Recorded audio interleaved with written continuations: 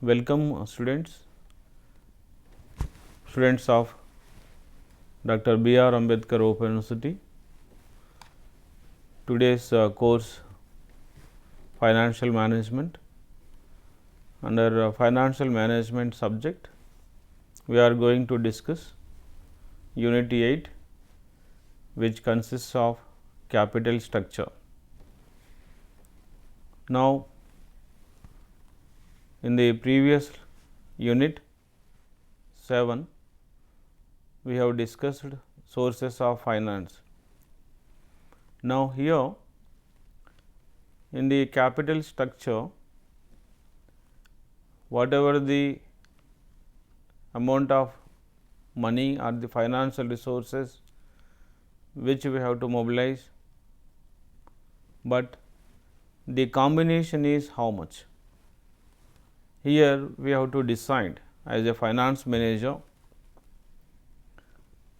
the combination of debt and equity. Capital structure is nothing but combination of debt and equity or proportion of debt and equity. For example, a company is required 100 crores. Out of 100 crores, how much money we have to mobilize through debt and how much we have to mobilize through equity.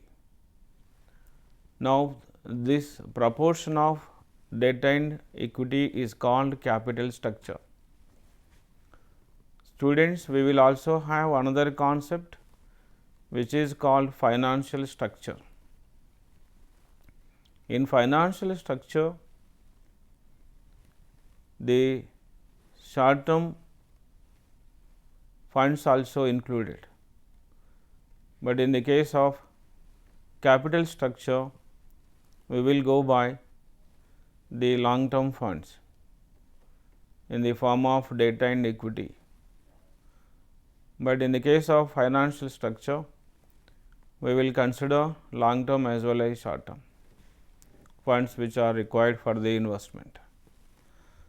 Anyhow, we have to focus on the long term funds, and these funds will be invested in the capital budgeting. So, here as a finance manager, we must try to identify the optimum capital structure. For example, if you require 100 crores, out of 100 crores is 50 crores from debt, 50 crores is from equity, or 40 crores may be debt, 60 crores may be equity. So, for that, what is the impact of these proportions which you are going to change on the value of the firm and on the overall cost of capital. So, as a finance manager, the finance manager is going to work out the impact of the proportion on the value of the firm. For that, now we have to discuss the proportions, how we have to select, and what are the factors which are going to influence. And not only that, there are different theories. These theories will speak about the capital structure decisions. So, as a finance manager, we have to take the capital structure decision. So, it may be 0-100, 10-90, 20-80, 30-70, which proportion is a better proportion for the purpose of mobilization of funds. Now, we will also have the different patterns. Now, the patterns which includes a company wants to mobilize only through equity, So, 100% equity, debt is 0, preference is also 0. So, 0 in the sense they are not interested to mobilize the funds with other sources, they want to go by only an equity source.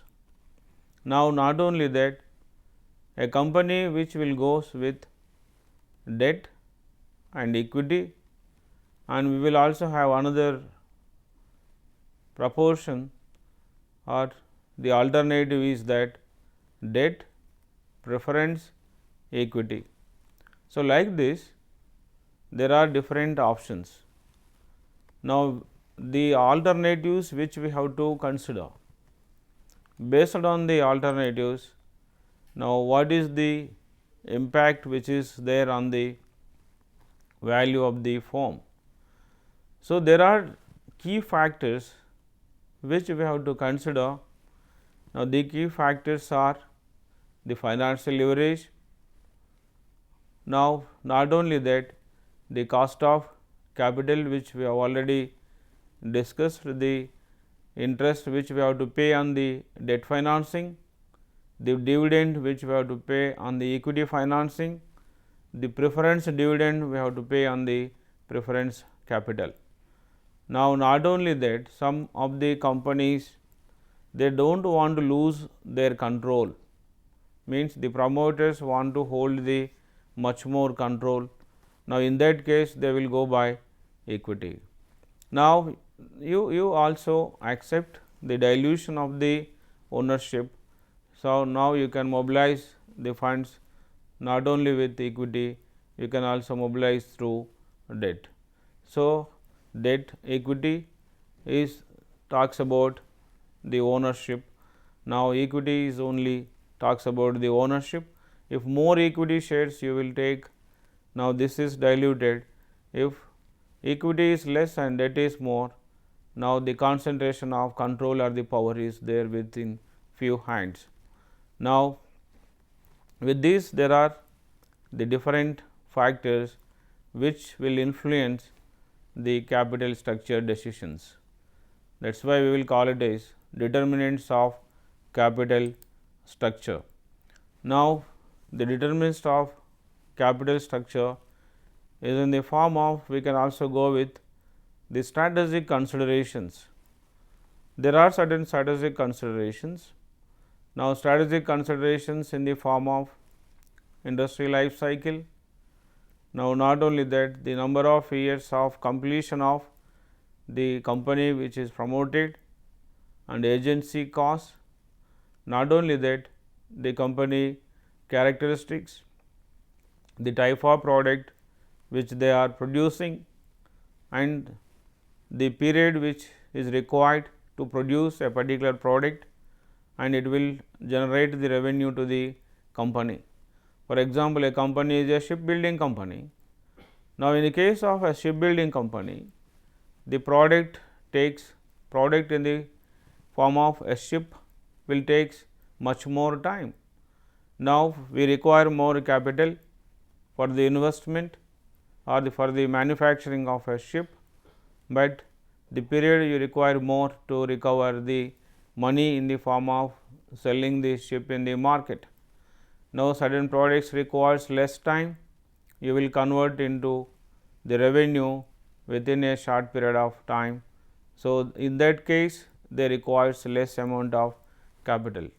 So, it depends on the nature of the product, nature of the business. Product may be, so for example, the raw material may be seasonal in nature, or the raw material may be available in the country itself, or the raw material may be imported by this particular company from the other countries. So, like that there are different factors which will influence the decision of the capital structure. Now, if it is a small company, if it is a multinational company, now according to the size of the companies, not only the size, the number of years completed by the companies is also playing an important role. Now, certain companies which are having their internal sources may be lying idle. Now, we will also use the internal sources. Now, the internal sources which are there with the help of undistributed dividend or accumulated amount of profits. The accumulated amount of profits is also there with the company. These accumulated profits also utilized by the company in the form of mobilization of the funds. So, these are called retained earnings. Retained earnings are also one of the important sources of financing. So, companies are already having more amount of accumulated resources. Now, they can also goes with the resources within the company.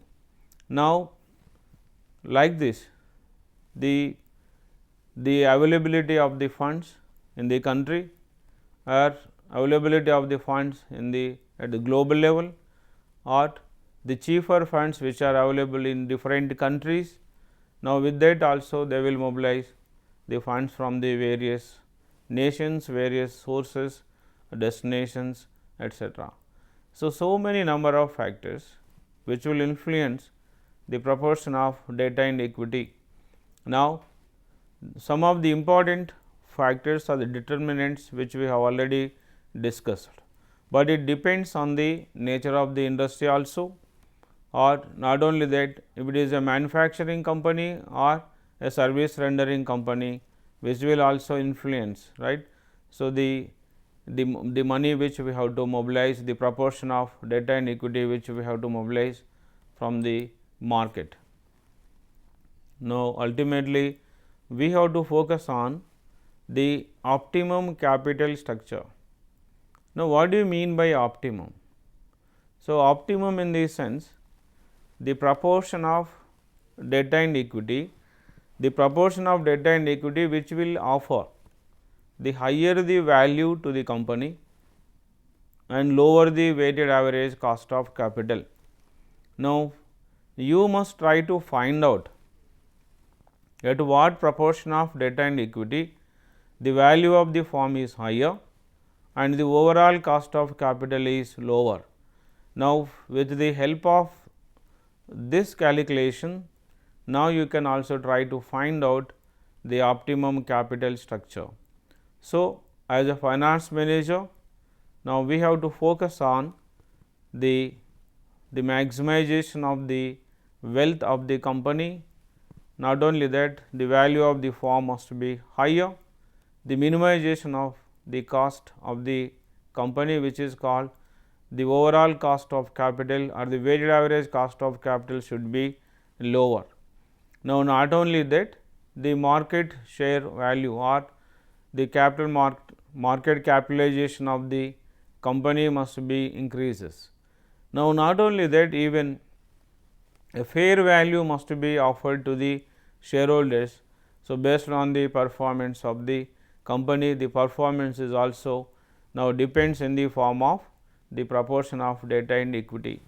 So, we know that the profitability of the company depends on the business operations. Now, we will call it as the performance of the business. So, performance of the business which is leads to the profitability of the company. Now, not only that, when you talk about earnings per share to the equity shareholders is depending not only on the business performance, financial performance is also important. Now, the financial performance will also plays an important role. Now, for that, the financial performance is depending on the proportion of debt and equity, because there are certain important aspects which we have to remember. One is, if it is a debt capital, now we will have an advantage. We means a company is having an advantage of the tax. Now, not only that, we will also have an assumption that the debt is cheaper compared to the equity. So, that is a cheaper cost of source of financing, and not only that, company will get the tax advantage. So, with these factors, now the company must focus on the proportion of debt and equity. So, with the help of this or with this particular background, now we have to focus on certain theories which are propounded by the authors, now which is related to the capital structure theories.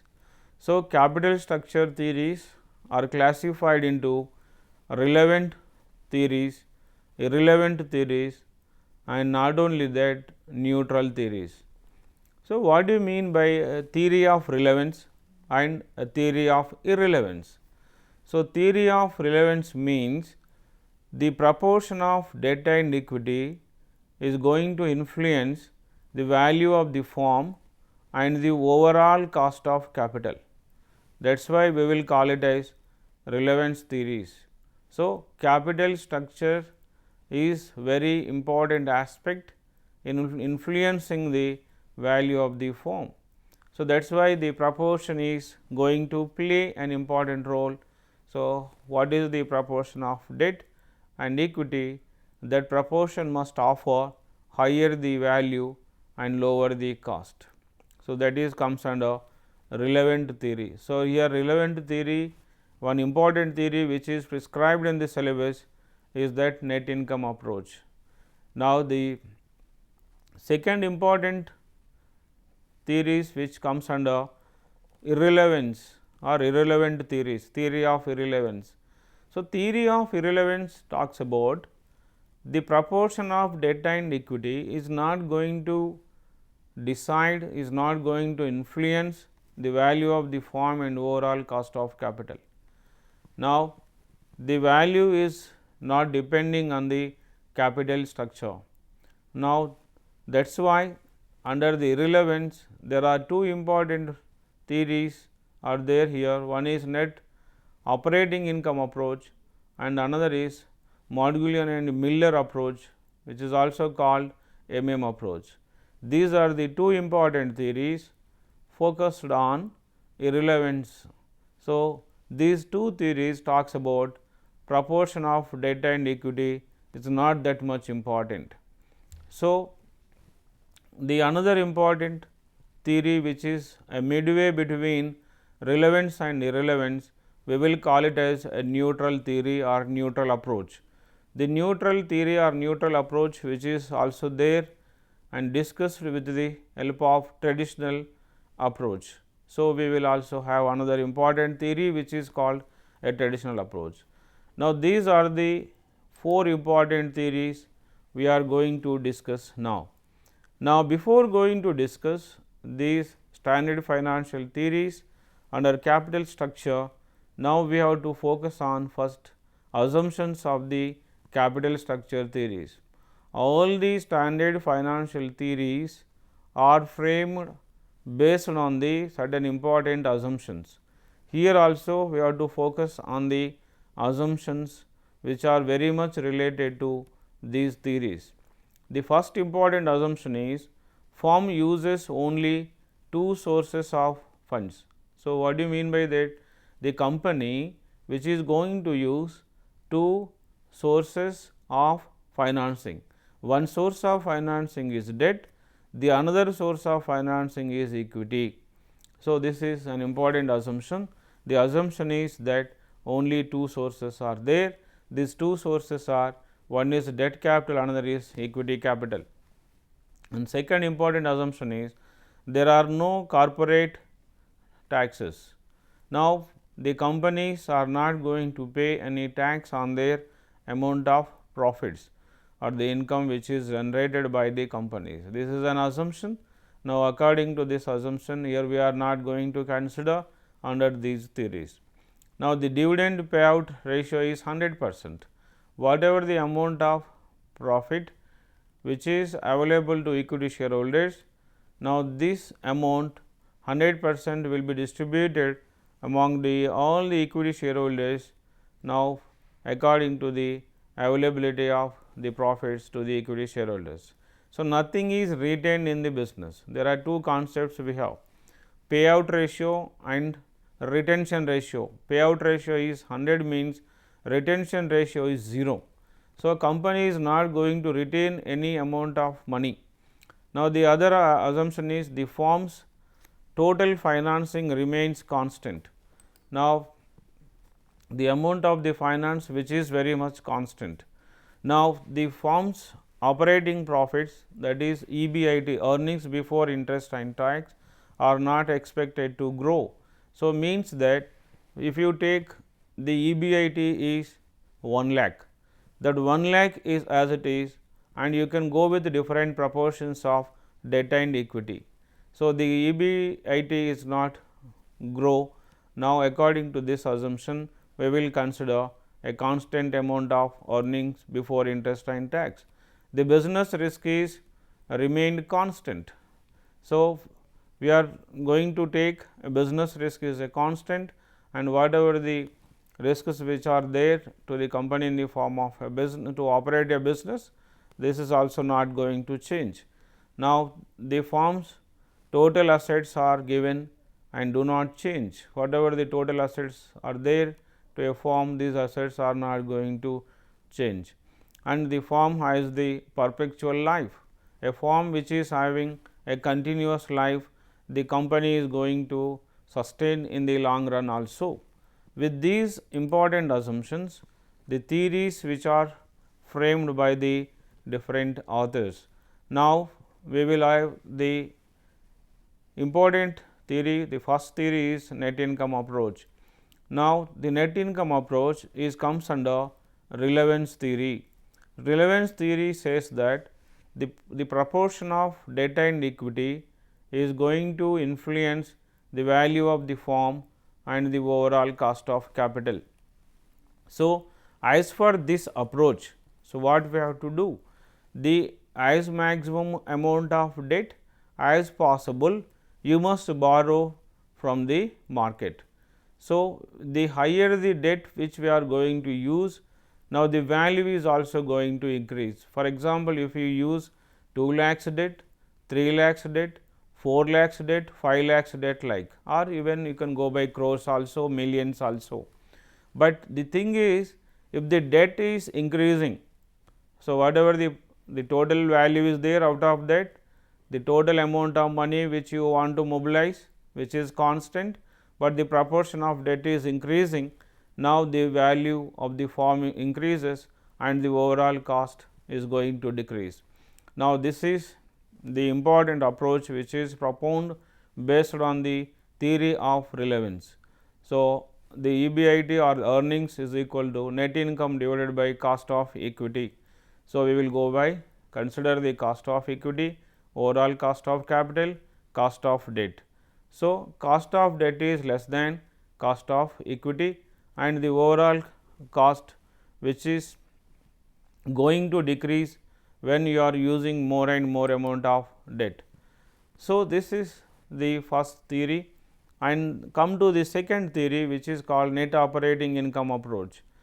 Now, in the case of this particular approach, the overall capitalization is constant, but here what we have to do is we have to find out the amount of debt which we are going to use, and according to that, if you are going to use more and more amount of debt, now here previous proportion is says that you will have the more value of the firm, but here it is not correct, but here the decision is the value of the firm is not at all depending on the proportion of debt and equity. That is why you can see the picture. Now, this overall cost of capital which is constant. So, it is not going to change if you change the debt also. Now, we will also have the another important theory which is called a traditional approach. This is a midway between the previous two theories. Now, as for the previous two theories, one is the left hand extreme, the other is the right hand extreme. In between these two extremes, in midway we have a traditional approach. Now, traditional approach says that you can use more and more amount of debt, but up to a certain extent the value of the firm will increases and overall cost will decreases. But after that particular point of time, now it will gives the reverse results, that is the reverse result in the sense the value of the firm decreases and overall cost of capital will increases. So, that is why here we have to try to find out. So, what is the optimum capital structure? Now, as for this we have to use certain amount of debt and you will get an advantage or the benefit out of using of debt, but after some time we are not going to get any advantage. So, this you can for example take if you want to take the banana, first banana will gives the higher satisfaction, second, third, fourth, but we are not going to take more than 3 or more than 2, it depends on the personality, it will gives a negative impact. So, same thing which we also try to consider in the case of the traditional approach. So, use the debt up to certain extent, but do not go by behind that point we must try to find out, that point is talks about the optimum or optimal capital structure. Now, we will also have another important theory which is propounded by the Malgudi and Miller. Now, this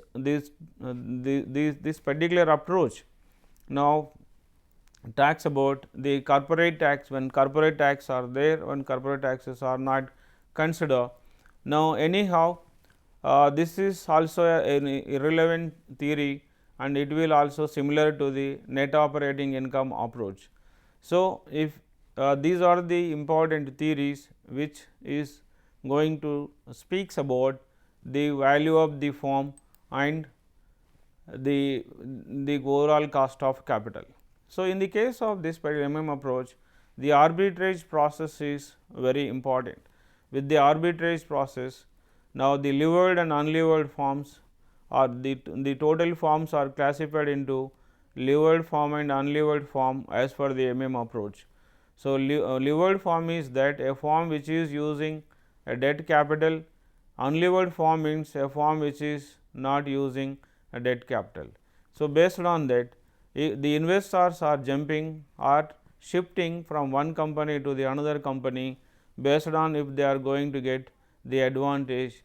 So, that is why arbitrage process will initiated when there is a difference and this difference will be nullified after some time because of the shifting of investments from one company to the another company or levered to unlevered or unlevered to the levered, both the companies now the market capitalization is going to become equal.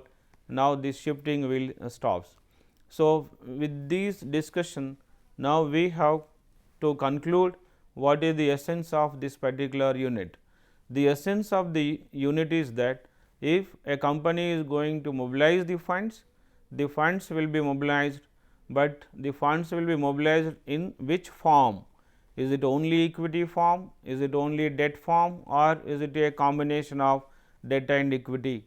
So, capital structure speaks about the proportion of debt capital and equity capital. Now, the proportion is how much of debt and how much of equity, that we must try to find out. So, that proportion is leads to the higher the value of the firm and lower the weighted average cost of capital. So, with this discussion now you are very much comfortable with the importance of the cost of capital. Thank you.